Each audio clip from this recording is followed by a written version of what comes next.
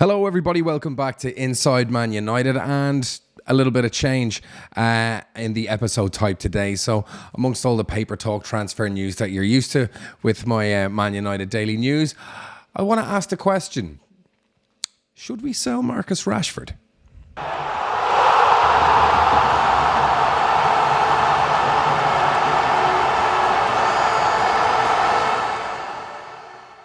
With Sir Jim Ratcliffe and David Brailsford now coming into Manchester United, it's quite clear what the agenda is for the group now that they're taking over football matters. We've now seen in a matter of weeks of them joining, Jadon Sancho is gone on loan to Dortmund, and Anthony Martial quick to follow him out the door, joining what seems to be Fenerbahce in a £7 million deal.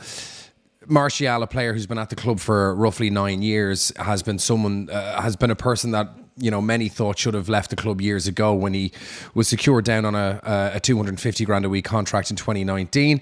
For some, it was good news. For some, it was the beginning of the end in terms of his performances, and it certainly does look like that. He hasn't really performed since then. So the order of the day really for INEOS and Ratcliffe and Brailsford is they want to trim underperforming and grossly overpaid stars. And Jadon Sancho was certainly that. 12 goals in 82 games and not many more assists. I think it's 9 assists. Doesn't justify the outlay and is yet another example of United spending big money on a terribly underperforming star, with some people championing them, other people defending them. And we've had that at United for years now regarding different players, whether it's De Gea, even Maguire has his defenders now. When he had a bit of resurgence, it was just a weight of the captaincy. You know, even Bruno Fernandes is doing that now for people, where people just want him out of the club. They don't understand what he brings. Other people saying he's the biggest chance creator across 5 leagues. It seems that all our key players just rip the fan base apart on you know, to either extreme. So with Sancho and Martial now gone, it does seem that this is the beginning of the end in terms of the old dynasties that have existed at United, whether it's Solskjaer or Mourinho or Van Gaal players. And it just begs the question, who's going to follow next? It's clearly a sign that they want to reduce their bloated wage bill. They want to get rid of players that they just don't believe are bringing any value to the club, either in performances or in what they're being paid. Next will probably be Varane and Casemiro, and you have to admit that another player that has followed a very similar pattern in terms of performances, certainly close to Anthony Martial, is one Marcus Rashford.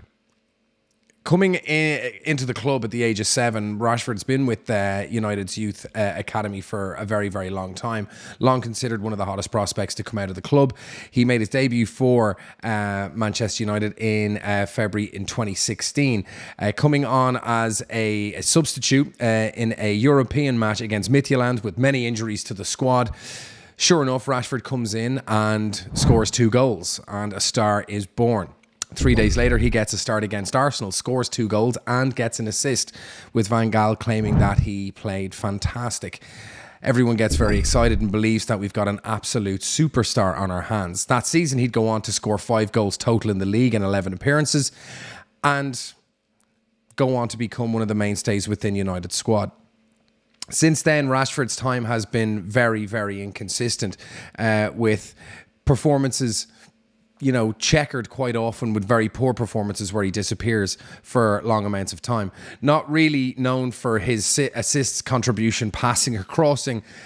What Rashford does is predominantly likes to come in from the left-hand side, shooting with his preferred right foot. It's no coincidence that last year Rashford had his best season in a United jersey, with many saying he scored 30 goals, which indeed he did. But the only competition that's really worth measuring the success of a player within a team is how many goals they can score within the league. With a total of 17 goals last year, it was Rashford's joint best league season, with him also scoring 17 goals 3 seasons before that. Now, this was a coming together of many benefiting factors for Marcus Rashford. The right-hand side was all but nullified, with Antony coming in his first season, largely underwhelming, but given the excuse of being a new arrival from a strange league. Jadon Sancho continued to underperform. Mason Greenwood, we all know about those troubles. So the right-hand side was pretty much a dead area for United in terms of creativity or goals. We know that United didn't have much up front. Martial was either injured or just not playing well, and Wout Weghorst was brought in as a replacement. So the big target man up there, not really scoring, not really assisting, but providing enough chaos and distraction in the box to allow Marcus Rashford to come in and do what he does best, which is to hog the ball. That's what he does. When Marcus Rashford isn't scoring, he doesn't really do a whole lot else, which we have seen a lot this year. Marcus Rashford often goes missing in games, and even last year would be missing for large parts of games and then pop up with a winner and all is forgiven. And that is fine as long as you keep scoring. But Marcus Rashford isn't scoring, and when Marcus doesn't score, he doesn't do a whole lot else. We've seen this year famously throwing his arms in the air, not tracking back, jogging when he should be sprinting, and not really showing the type of attitude and application and work rate that Ten Hag expects from his players, especially his senior players that are on 350 grand a week. As such, the tide has started to turn on Marcus Rashford, and we can see now fans who once supported him quite viciously are now starting to turn as well and join the ranks of people that have finally run out of patience with Marcus Rashford. Last year, during his joint best ever season, 17 goals was only enough to get Rashford into 6th spot in the Golden Boot charts in the Premier League. Not all that impressive. 17 goals, while a very healthy return, it's not prolific, nor is it elite, yet he is on elite wages. The likes of Martinelli, Odegaard and Saka, between them, scored 43 goals. I believe 15 from Martinelli, 15 or 13 from Saka, and either 15 or 13 from Odegaard. My number's a little bit muddled there, but that is roughly the spread. And they scored double digits in assists, I think all of them. Marcus Rashford last year, I believe, was single digits in assists. Last year was the perfect storm for Rashford. There was no one he needed to pass to. There was nothing coming from the other wing, so everything funneled into Marcus. And that's the way Marcus likes to play. As such, he didn't have to pass to anyone. He could take all the shots himself, with Marcus being the second highest shot taker in the league behind only one Erling Haaland. By one shot. And in that time, he got half the amount of goals. This is a guy that likes to take all the shots, but they don't always go in. And he certainly doesn't have the shot accuracy or the shots to goals or goals to shots ratio that could justify a guy taking the majority of the shots within the team. We've even seen that this year with Rasmus Højlund, while up top, being completely starved of any supply, crossing or passing into him from the wings. Now, this could be as a result of United playing with inverted wingers, players wanting to come in onto their stronger foot and taking the shots themselves. However, it doesn't mean they still can't pass the ball, particularly to a player that has been brought in to get the goals. It doesn't seem Marcus wants to share that responsibility. As such, we've seen Marcus Rashford's attitude diminish. As a senior player at the club, someone who's been there since the age of 7 and someone who has been so heavily relied upon to lead by example, which he did to his credit last year, it's disappointing to fans everywhere in the United universe that he so often not only goes missing but doesn't work off the ball. If you're not shooting well, not scoring goals, the least you can do is run around and track back and try and create space for others, opportunities for others, try and win the ball back, and Marcus doesn't do that. At 350 grand a week, that's not his fault that he was given that. The club did decide to get very nervous about his form and reward it because there was so little to cheer about at the club, and they were so eager to tie down their best players that they give them overinflated contracts, and as such, their performances dip as soon as that contract is won. We saw it happen with Sancho Martial, and we've now seen it with Marcus Rashford. Other players that were grossly overpaid for definitely underperforming were Jesse Lingard and Paul Pogba. These players kind of formed a group, a team within the club that was deemed quite arrogant, certainly ill-disciplined, and a group of players that thought they were greater than they were, and certainly underperforming on the pitch compared to what they were being paid. Their behaviour off the pitch with their social media didn't really help matters, and we now see Jesse Lingard gone and not really having gone anywhere. We've seen Paul Pogba leave and his career not really gone anywhere either. Suffice to say, the same could be said for Sancho Martial, given his loan spell at Sevilla not really working out. Is Fenerbahce the move befitting of a 27-year-old who was once having contracts put together that included if he won the Ballon d'Or? One would say it's a massive fall from grace. Jadon Sancho now going back to Germany to try and get his career back on track after falling foul of Ten Hag.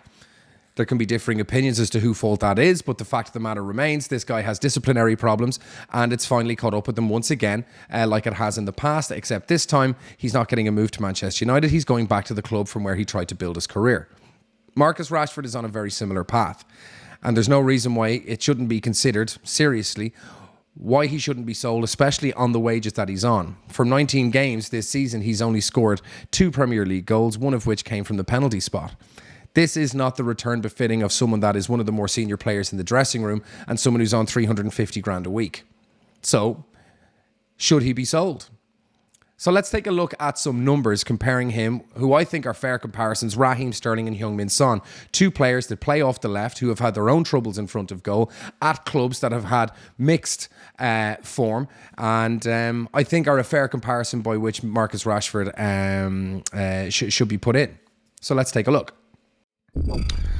So let's look at some hard numbers here. FBref, probably the best website going if you're looking for kind of accurate statistics with regards players and clubs and things like that. So, I mean, as we can see here, 9 seasons at United.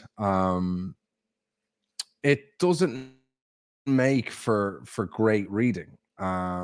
These are the standard stats. So let's go up a little bit here, and we want to look at shooting. Okay. So what we want to have a look at here is first in the league, he's only scored double figures 4 times. Both two of those seasons was 10 and 11. So he just scraped in there, and his assists aren't huge either, but let's forget about assists at the moment. Let's just look at pure goal scoring. Okay. We've got 79 goals from 526 shots. Okay. Now, if we go to Heung-min Son, and let's scroll down, standard stats once again, we've got 156 goals from 594 games. Now, these are the fairest stats to get goals to shots, okay? Because you go, oh, well, he was playing in a Man City team, he was in a Spurs team, he had Harry Kane, he had blah, blah, blah, blah, blah. But shots are shots, okay? These are things you're taking on yourself, and it's probably the fairest means of comparison. So even with more games, okay, having played more games, Heung-min Son, 594, he's played an extra, if we compare it to Marcus, roughly 70 games. 70 as a percentage of roughly 600 is about 12%. So if you adjust the goals by 12%, that's 15, another 0.2, that's a fifth, 3, 18. So let's take 18 goals off that. Okay, so you're looking at around 138. Okay, but let's round it down even to 135 goals from a similar amount of shots as a percentage. Okay, Raheem Sterling. We have a look at his. Now, again, Heung-min Son has had his good season, his bad season, seasons where he's gone missing. These are players that, you know, play on the left, like to cut in, take shots. They have very similar profiles in the way they want to play. They want to take men on. They want to try and beat them. They come in from the left. They try and link up with other players. There are a lot of similarities between how these guys play. They've all played in a team that was always fighting for the top 4, whether it was, you know, early day City with Sterling. Obviously, he had an enormous amount of success there. Heung-min Son has obviously been flirting with the top 4 consistently in, you know, late runs in the Champions League and challenging for kind of second, third, even first for a while during the Leicester campaign. And Rashford's been in a similar kind of, you know, situation with United. So if we look at Sterling here, okay, 120 goals from 520 shots. Okay. Marcus has 40 fewer goals than Raheem Sterling from the same amount of shots. Okay. If he was to be compared to Heung-min Son, he would have 50 fewer goals than Heung-min Son from the same amount of shots. Those stats do not lie. Are any of them on 350 grand a week? No. And Raheem Sterling is seen as a faded force in many circles. Heung-min Son has had his bad spells as well, but he is the main man at Tottenham this year. But now he's back out on the left, having led the line. Now that they've got Richarlison, and maybe Timo Werner will be taking that spot as well. But let's go on again, all right. So we look here, SOT, shots on target. So 42% for Rashford, 47 nearly percent for Heung-min Son, and Sterling, 40.8, a little bit lower. But if we go to here, goals per shot, okay? Rashford gets 0.13 goals per shot. Heung-min Son, 0.18. Raheem Sterling, 0.18. Now you might go, it's only 0.05. But as a percentage of that total number, 0.05 is 1/3. So he's 30% less likely to score from his shots than Heung-min Son and from Sterling. And as a percentage of shots to goals, he's 40 behind Sterling and he's 55 behind Heung-min Son. I mean, these stats do not lie. And you go, oh, well, he's comparing him to Son and Sterling. They've both been in similar teams doing similar things, okay? Sterling, yeah, he had to lay the ball off a lot as well. He had Aguero in his team, okay? He had other people he had to pass to. But Sterling was never the main man when it came to goals. Rashford has been relied upon to be the main man for goals for quite a while. Yes, there was periods when Ronaldo and, Ibra were there and maybe a little bit of Cavani, but these were fleeting appearances. This guy's been at the club for 9 years. He scored double digits twice. His best ever goal return is 17. And last year, 17 got him 6th in the Golden Boot. And it was his best goal scoring season ever. And he was 6th. To me, the stats do not lie. Marcus Rashford is a decent player, but he should be doing a hell of a lot more. And when being compared to his peers, we're not comparing him to Haaland and Salah and Harry Kane and these elite goal poachers. We're comparing him to guys that play on the left, that like to come in. These are attacking wide players. And he is streets behind them. Now, football, like many things, is subjective. And when people watch the exact same game with the exact same sets of eyes, very different opinions can come from the same game from various people, which is the beautiful and the most frustrating part of the game of football. It's a good thing, though. It's always good that people can have very different opinions watching the exact same thing. And Rashford, I have no vendetta against Rashford.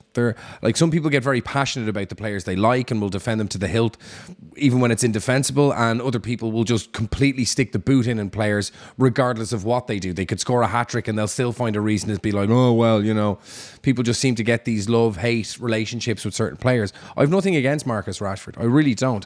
I would want nothing more than for this guy to work out and to be banging in goals. I think the work he's done off the pitch has been nothing short of fantastic. And I really want that kid to work out. He's not a kid anymore, though. He's 26. He's nearly going to be 27. 9 seasons at the club, and we're still asking questions about his effectiveness. He's been given every chance to shine, whether it's on the right, through the middle, on the left. He has been given a chance to make every position along the forward line his own. And there's always been an excuse. Oh, he needs to be in the middle. Oh, he doesn't like coming in from the right. Oh, he should be coming in off the left. And it's now clear that he likes to come in off the left, and he's failing miserably. He goes down blind alleys, he makes poor decisions, and when he's not scoring, he's not really contributing anything else. And that's okay if you're Erling Haaland and you're banging in 40, 50 goals a season. You're at the tip of the spear and you're just waiting for those through balls, over the top balls, or picking up the ball from deep and just driving at defenders and muscling people off, because you've got 2 players either side of you that can pick up the slack. Marcus Rashford is a wide player. It's expected of him to be running back and tracking back and picking up the ball from deep, linking up with players, passing the ball off, laying it off, becoming provider. You can't say you don't want to play through the middle and be the striker. You want to play out wide, but then take all the shots and never pass. And that's what's happening with Rashford. I would be sad to see Marcus Rashford sold, but you have to ask yourselves the question: if you were offered 80, 90 million for Rashford, would you or should you accept it? I personally would. Not if we're going to blow it on another Anthony, but there's a lot you can do with that kind of money as long as it's spent wisely. I don't think we can wait for Rashford to just maybe turn it on every other season when he's being paid that amount of money. He's being paid £1.4 million per month. Okay, he's being paid nearly 18 million quid a year. Every year you keep him at the club costs you. Now, that maybe there's bonuses on top of that, but every year he's at the club is 20 million quid. That's a lot of money just in wages. And then you think about what you could get for a transfer. Now, would you be offered 100 million quid for Rashford by any club? And if the answer is no, you have to ask yourself, why? If he's being paid 350 grand a week. Anyone who's on 250 grand a week should be in and around the, 80 million, 90 million, 100, even 120 million region when you look at what players are going for now. So I think Marcus Rashford has things to worry about. There was talk of PSG coming in for him before he had that great season last year. PSG were circling, and there was talk about him actually considering it, and many fans wanted it to happen, including me. Last year, I was very happy to see Rashford prove me wrong, but for absolutely no surprise to me and to many others, he's reverted back to type. With the dawn of a new leadership structure coming in at United, the way things are going to be done is going to be very different. We've seen all our big earners go. We're going to see more go. Varane and Casemiro look next on the chopping block. Sancho and Martial are gone. The only one really that's left is Rashford. And if he continues to perform like he is at the moment, there is no way INEOS and Jim Ratcliffe and Brailsford aren't going to get rid of this guy. If not for the wages, certainly for the transfer. You can see how much they're willing to take a hit on a transfer fee just to get the wage bill gone. So these guys are ruthless. And if Rashford keeps doing what he's doing, there's no way he's going to survive at this club. So what do you guys think? It's a contentious issue for a lot of fans, and I'd love to hear your feedback. So please, thoughts in the comments. Would you keep Rashford? Do you think he deserves one more season before we consider selling him? Does he deserve to be in a team that's settled with a proper spine through it like we did last season with a fit Varane and Martinez, a peak Casemiro, Bruno Fernandes still, while not exceptional last season, still turning provider when he needed to? Does Marcus deserve one more season where everyone's kind of playing well and he can kind of, you can get the best out of him? Perhaps. But is it too little too late that after 9 seasons, double digits 4 times, only twice in the teens, is it too little too late? Are we just dealing with an English Martial here? Certainly Gareth Southgate isn't picking him. There's a lot of other players that are ahead of him in the England setup, with Marcus getting minutes here and there. And you have to ask yourself, is it time that Marcus Rashford has moved on? Thank you very much for tuning in. Please hit the like button, hit subscribe, hit that notification button. Please put your thoughts in the comments. I'd love to hear what people think about this. I'm always interested. Hopefully it'll create a few arguments. And as always, I'll see you on the next one.